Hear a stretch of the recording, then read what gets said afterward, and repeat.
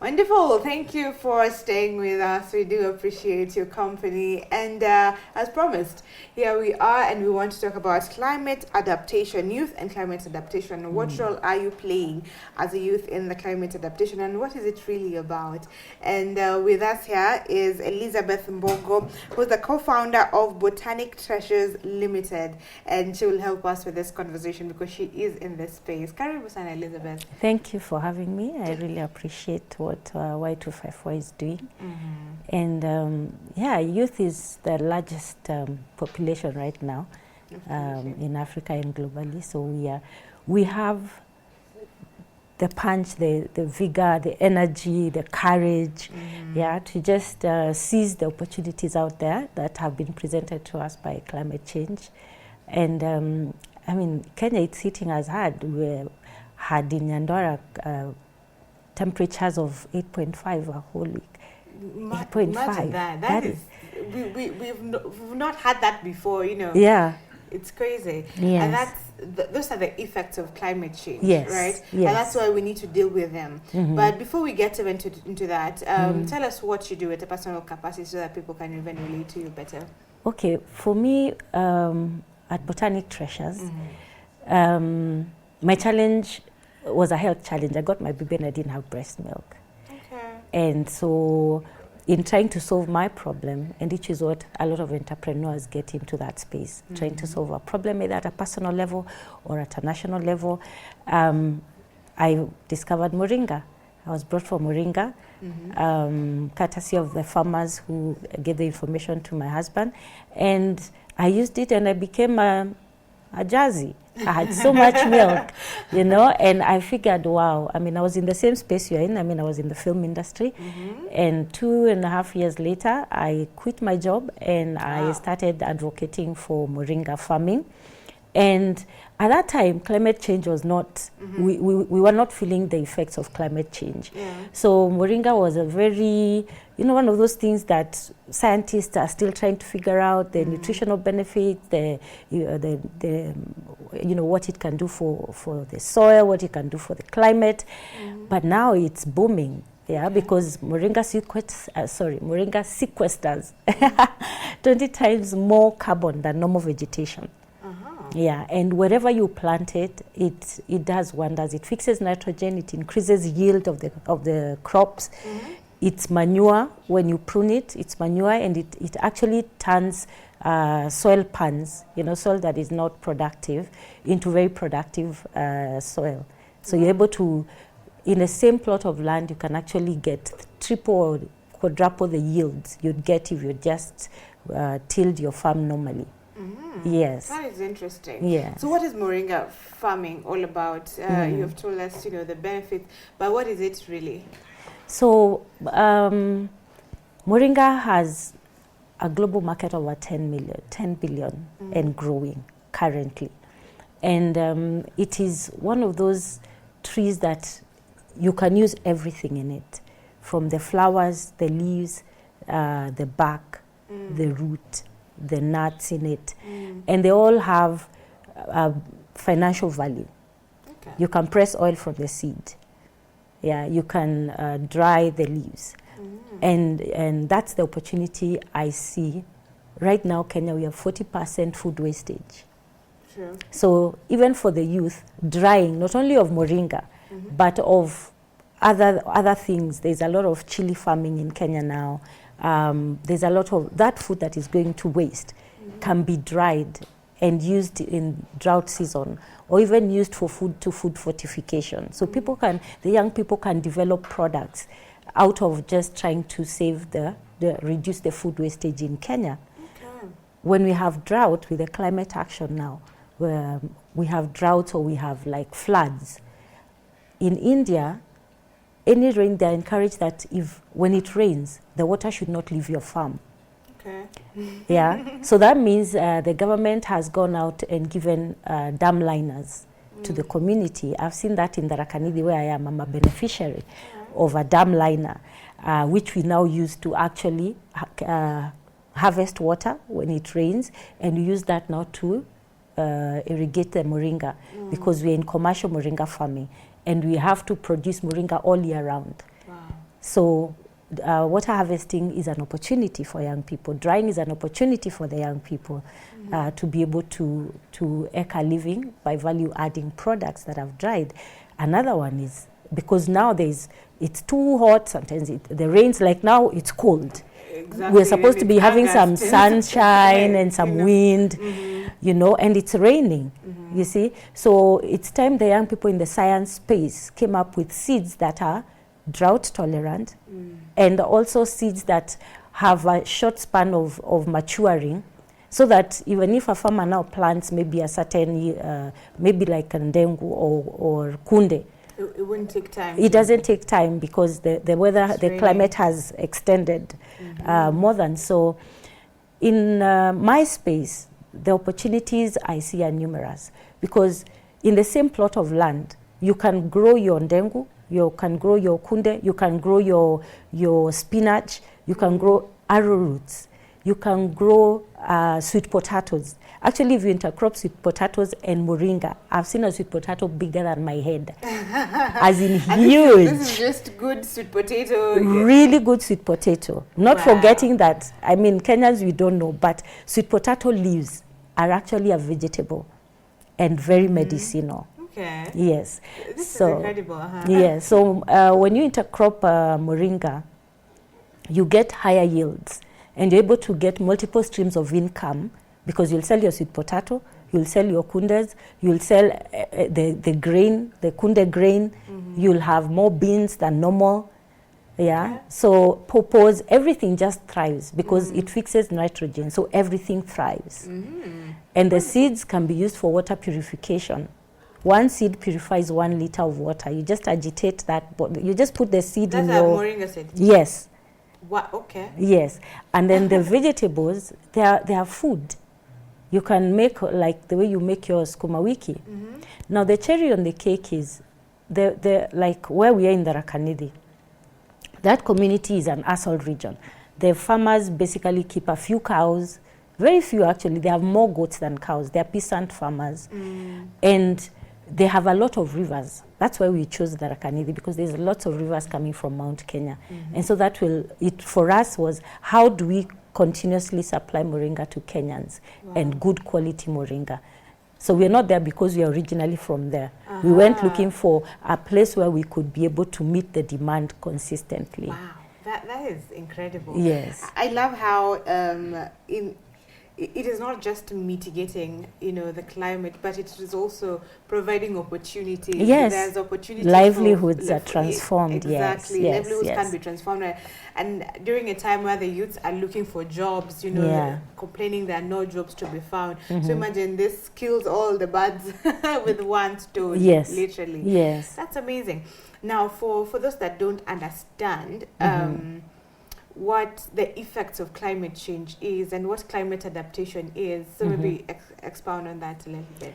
So climate adaptation is where you look, okay, the climate has changed. You can do nothing about it in terms of trying to get back to how we'd have our normal seasons. Now we don't have our normal seasons. You can't predict how how next month will be. Yes, we cannot predict. So what that means is, as young people and in that space, we need to think beyond the norm. We need to come up with look at opportunities that are already there.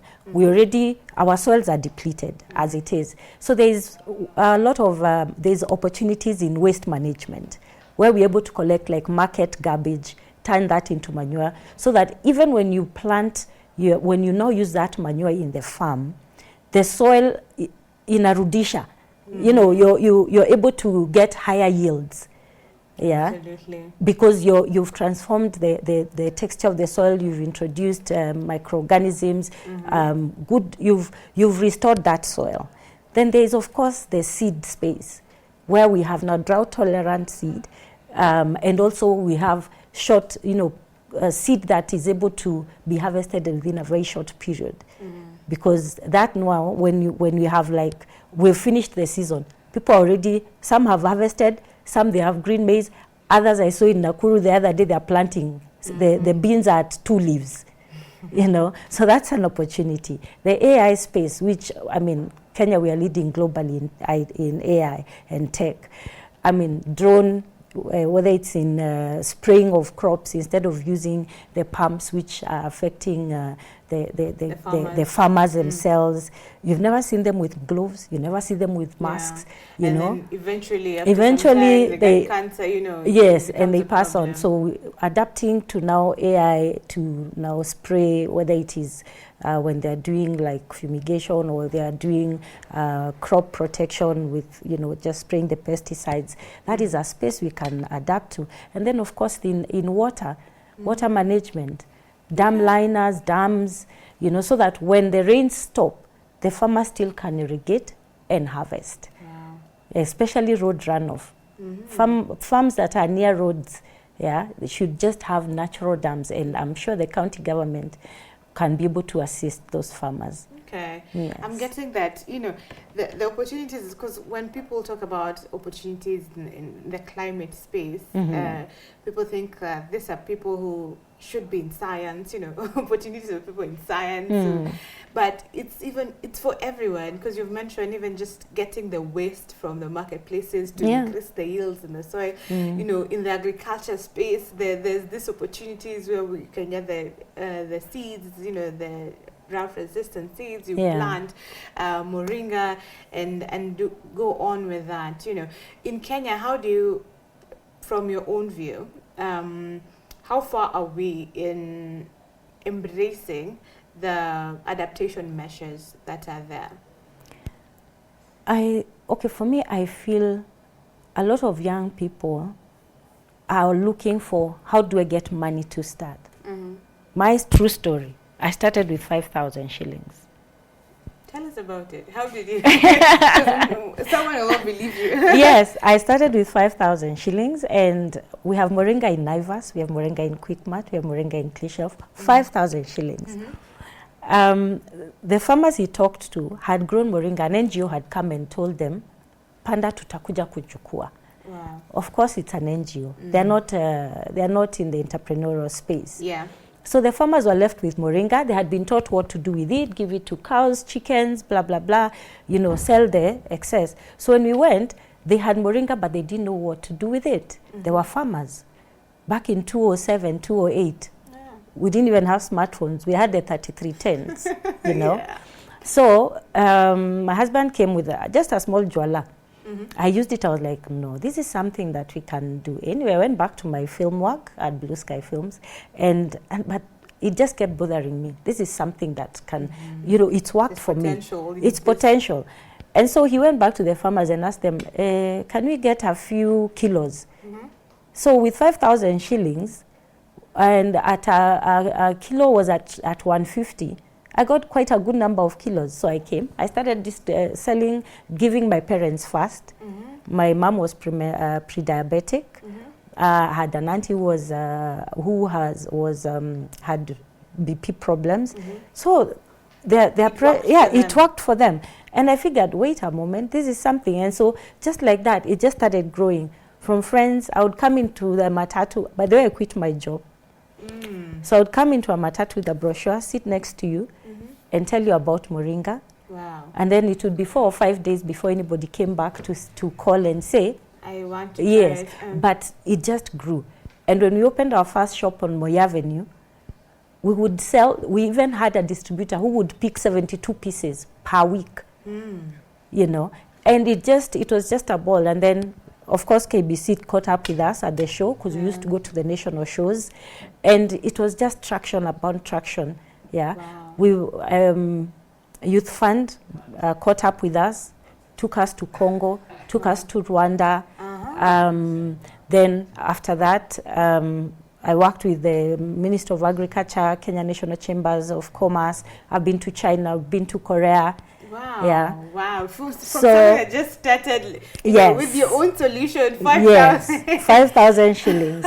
Yeah. This is amazing. Last year we were in Germany, courtesy of GIZ. So we have just embracing that that space of climate action, pushing moringa out there when people didn't know about it, moving not only from now the nutritional and the health space into now climate action, where moringa is doing so much in terms of cleaning the air, restoring soils, feeding the community. Yeah, in that community, we've been able to go to 5 schools, and we've shared seeds with them. And now moringa, because their moms work in our farm, we till our land. We don't spray any herbicides because the moringa must be purely medicinal. Yeah, so they have to till the land, and from the proceeds, and even from now what they're doing in their own farms, because they're also growing moringa for us, they're able to educate their children. Look at that. So we are impacting over 500 families in that community, and we're looking forward to grow to other communities. Yeah, in the space of drying, we also, of course, now because we've had to dry, we've done all the mistakes. Yeah, so we are experts in the drying space. We can help the young people to actually be able now to move into waste management of food by drying. Okay. Yes. Wonderful. Yes. Do you have now? You're impacting the community in different ways, you know. Yeah. Do you have like a training for young people on how to do the farming and how to now do the drying and, you know? So what we do at the farm, we have a very good farm manager. So the farmers, when they go for onboarding of farmers, that already in itself is a training. Okay. And then they come to the farm now to see practically what we are doing. Yeah, and that has now helped the community to embrace. So the people around us in the radius of 5 kilometers, they bring their moringa to our farm to dry. But we're looking at opportunities where even the government can help those women groups and youth groups to now be able to have dryers. So we have satellite dryers, and then we enjoin them into our family farm. Yes. Wonderful. Yes. Yeah, I think that's a great vision, and you're doing amazing things. Thank you. Now, how would you advise? I know we're pressed for time, but I just want you to tell us how would you advise for the young people to start, because you started small and you could afford a piece of land for you to for you to do that. So that takes a little bit of some resources. How would you advise someone who's out there, you know, jobless completely, but they have the will, you know, they want to do it? What means can they use to get this going? So I always say, start where you are. Look at the opportunities. Wherever you are, there must be something, whether it's a crop, whether it's a problem that you are seeing that can be solved. And don't think of the money first. As I said, even with as little as 5,000 shillings, you can make a company that can go global. And there are so many stories I'm sure you've come across in this space. So it's just having that courage to wake up every morning and do that same thing and keep perfecting it and keep identifying where the problems and the challenges are and solving one step at a time. Okay. One step at a time. Yeah. Very soon you'll come to the Botanic Treasures, you know, huge factory. And it's just that one step at a time. The challenge I find with the youth is that you make the little you make, some will just squander it. True. You know, it's living for the moment. And for a business to grow, you have to sacrifice. You have to sacrifice that now you're not on an 8 to 5 job and earning this salary, that it is that little money that you must keep for your packaging tomorrow, for your labels tomorrow, for transport to go to an export, to be able to pay for a table, to be able to, you know, have the branded T-shirts for your company. So you cannot afford the luxury of just saying, oh, Manu are playing today, let's go to the club and do what, or Harambee Stars is playing. You take all the sales you had for that week or that month, you go squander with friends. You don't have that luxury. Okay. Yeah, you just have to think, what do I want to achieve? And you just keep taking a step at a time. And of course have a vision of where you want to go. Because without that vision, then you can end up anywhere. Absolutely. Absolutely. That Yeah. is true. Thank you very much. Yes. As you come to a close on this, maybe you can tell us where people can reach you, and Yes. if you have any final word that you'd want to share. This is your camera. You can tell us directly. My parting shot would be, as Botanic Treasures, we have just grown organically.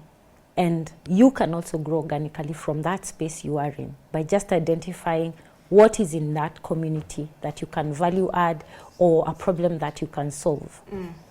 Yeah. One opportunity I have seen, and it's not being utilized much in Kenya, is transforming grey water into useful water. Grey water is just the water in our taps, from our sinks, from our whatevers. Into useful water? Into, yes, safe water that can actually be utilized to irrigate in your compound, in your farm. That, in Kenya, we have very few companies doing that. And so at Botanic Treasures, we would just want you to go out there and seize that opportunity and start small and grow. We are at Moi Avenue, Sonalax House. We have a shop there. You can drop by for very good health products for gut. We ferment moringa, by the way. Wonderful. Yeah, anything fermented will streamline your gut health, and whatever you're eating now, the absorption is better and you heal better. You're more energetic. You're more resilient. Your brain gut axis is really good and you're very alert. So we have a whole range of products. From pain, from people suffering with cancer, we're able to give them products that can actually help them as they're going through the chemo treatment, or if they want to do the natural way, it's able to support them to heal very quickly.